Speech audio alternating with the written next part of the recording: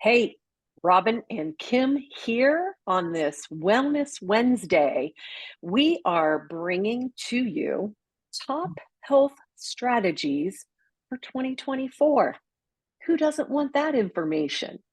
Kim just did a talk this morning, and she'll have to tell us a little bit about her talk. And so that's why we decided we're just going to build on that, what she already did this morning, and I'll just chime in whenever I see fit. I love it. I love your pun intended, right? Yes.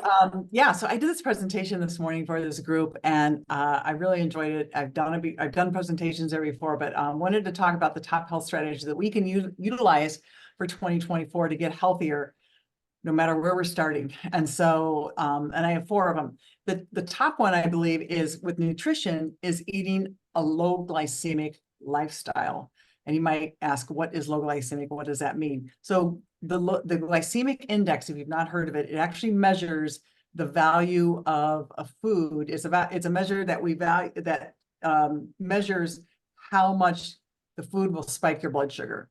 So low glycemic means will not spike your blood sugar. Medium, you have the medium chance of it. And then high glycemic are the foods we want to avoid because that really spikes our blood sugar. So low glycemic is from 0 to 55. And then from 56 to 69 is a medium glycemic level. And then 70 to 100 are high. So what constitutes what's low glycemic? So the ripeness of a food. So if you take a banana, for example, so a green banana, which is not fully ripe and doesn't have all its sugar, would test at about 30. So it's right in the middle of that low glycemic index. But once it ripens up, it becomes about 60.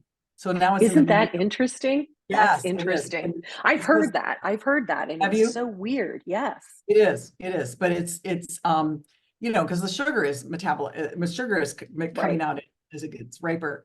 The other thing, it also constitutes the nutrient makeup of whatever food it is, and also how much processing it is. So you can probably figure out the least processed food is generally going to be low glycemic. The more processed the food is, the more likely it's going to be high glycemic, which is what we want to avoid. So what are High plant-based, right?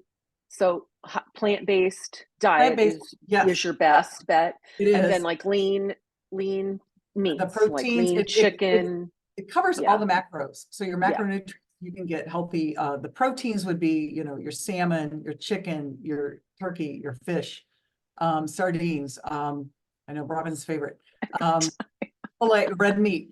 And I'm an omnivore, so I eat everything that's Yep. clean. But so covers all your proteins like that.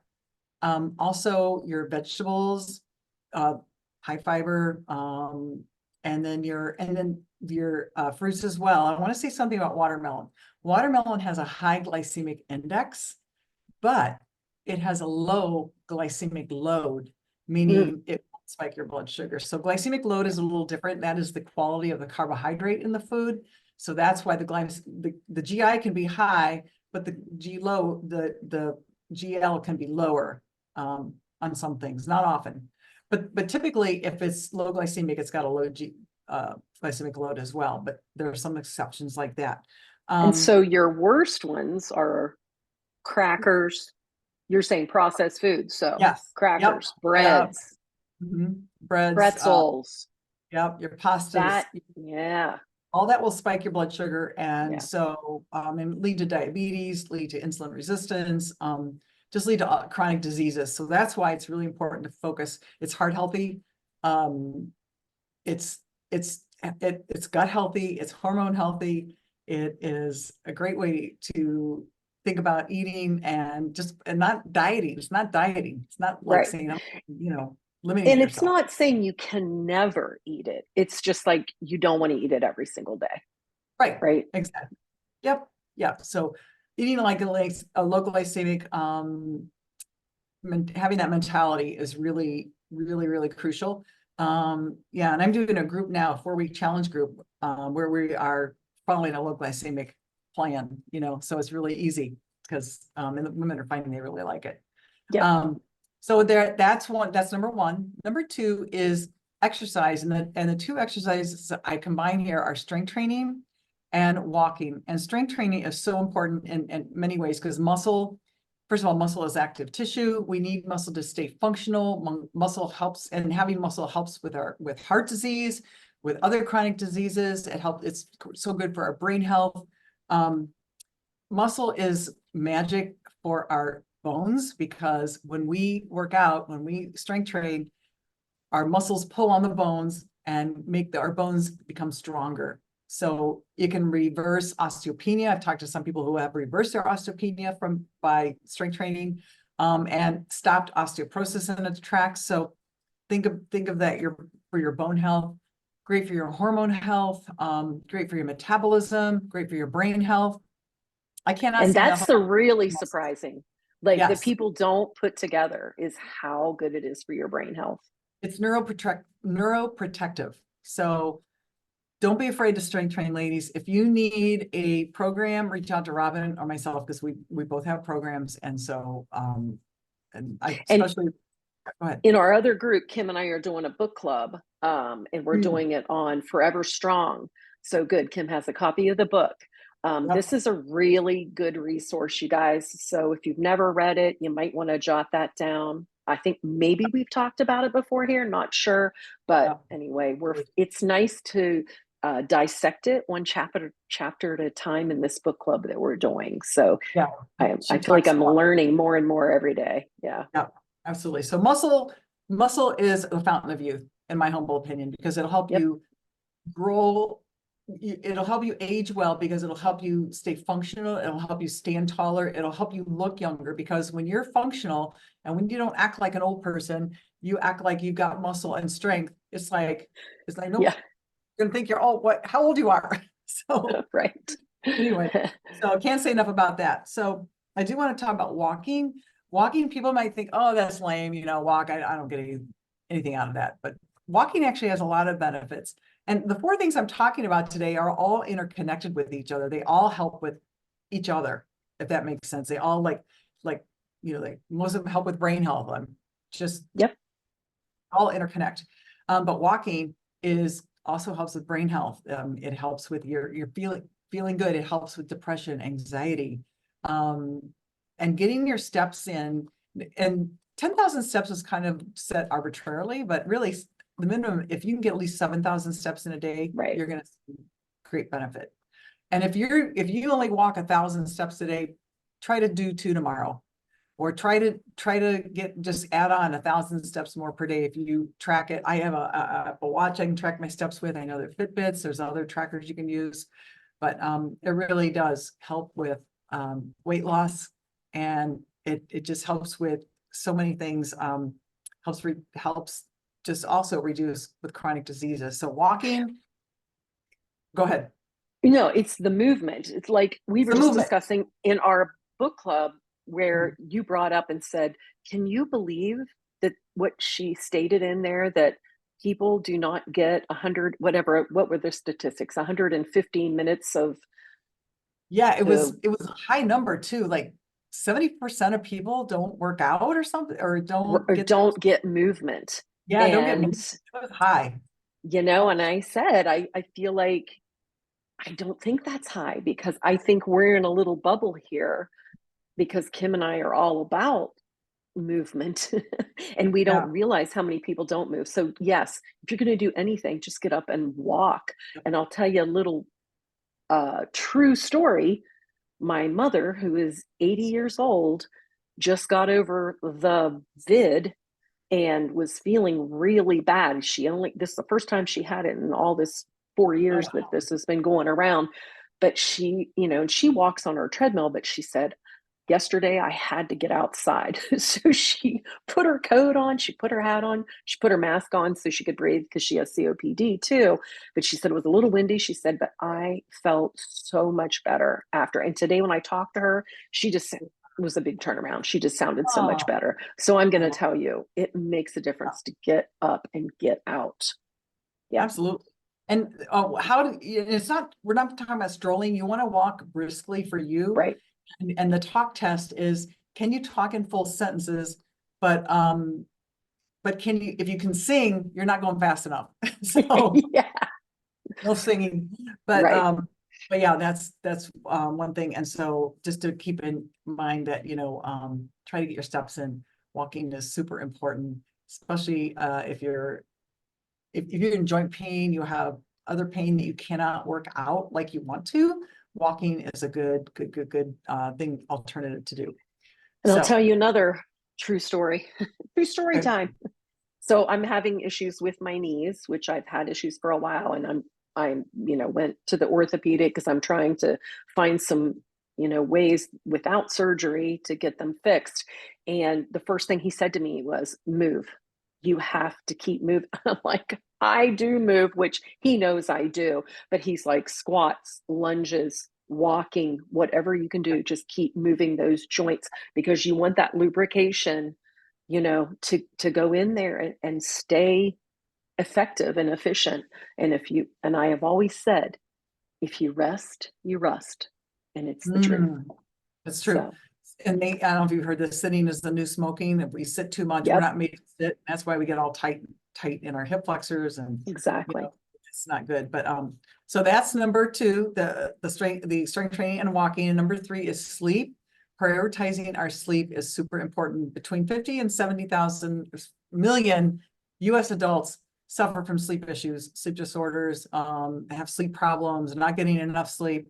And so getting sleep is like getting a brain bath. It is so good for our brain to get that relax, stop working on overtime load during our waking days and wakeful days, and then, letting it repair at night.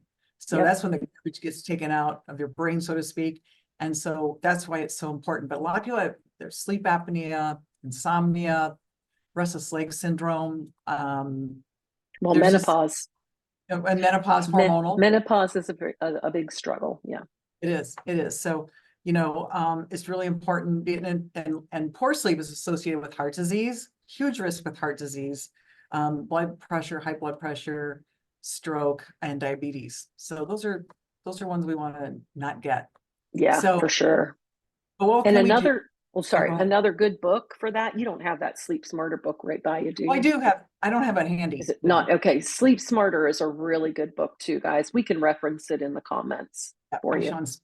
Yeah, Hmm. that's a really good one. He gives a lot of good tips. But establishing a nighttime routine, a consistent routine where a consistent bedtime, a cool room, get off your devices at least 90 minutes before, because when you're on your laptop or your computer or your phone or watching TV, blue light is getting emitted. It's not allowing the melatonin to activate. So if you can get off all your devices, stop watching TV 90 minutes beforehand, it's going to help the melatonin kick in. And I found I've been doing that, and I read. I like to read before I go to bed. It helps me just get into that state. And so that helps. Epsom salts bath is very relaxing. Magnesium is so good to help you sleep. And then magnesium glycinate, taking that at night helps. And just calming down and just getting away from all the activity just helps you relax and get into that sleep state that we want. And so along with that, a morning routine is important, getting up at the same time each morning and getting sunlight on your eyeballs as early as you can. Now, I know we're in the winter where it's hard to do that, but as soon as the sun comes up, I'm like, because I get up before the sun comes up, I try to look outside, get by a window for 10 minutes and to get that, because that encourages the melatonin to recede. Yep. And your cortisol comes out and you wake up and you're off for the day. And if you live in Ohio like we do, you might want to invest in a happy light. Yeah, happy. Yeah. Yeah. And, and it just gives you, when you have a great night's sleep, you feel so good. I mean, you just feel like you can Oh, take yeah. on. That's why sleep is so important. And then the number 4 is reducing stress. We all have stress in our lives. A lot we can control. I would say a lot, maybe we can't control. Some we can control. We can control how we react to things. And so that help reduce stress as well. But chronic stress is what hurts us. So chronic stress interferes with our sleep, interferes with our brain health, interferes with just how we live our life. It actually interferes with our metabolism. When you don't get sleep, you're actually hungry the next day because now your hunger hormones are out of whack, and that can increase insulin resistance, which is not good. So we want to keep. There is fight or flight. I mean, there's some stress that's good. We need fight or flight because if your child's running out in traffic, you want to be able to grab them quickly, and that how you have that adrenaline surge and you're breathing heavy afterwards. It's like, whoa. But we want that, but we don't want the chronic stress. And if we have toxic people in our lives, either a personal or professional, and I'm thinking, narcissistic people are very exhausting. If you have those in your life, you got to set boundaries. Setting boundaries is huge and really helps to keep yourself sane and keep yourself on the right road where you want to be. And it goes along with self-care, taking care of yourself, not always putting yourself on the back burner, but giving yourself what you need, whatever it's space, go out for a walk. I always talk about deep breathing. Deep breathing is the easiest way to help with stress. And whenever you do this, you just got to remind yourself, take a deep breath, inhale and exhale through the nose, deep breath. And that is so helpful. Something that I would, Yeah, sorry, go ahead. go ahead. Go ahead. Something that I would add to that is, and I feel like it's me, but not so much anymore, but it used to be me more, is when you are not in the present moment, that is when your stress comes.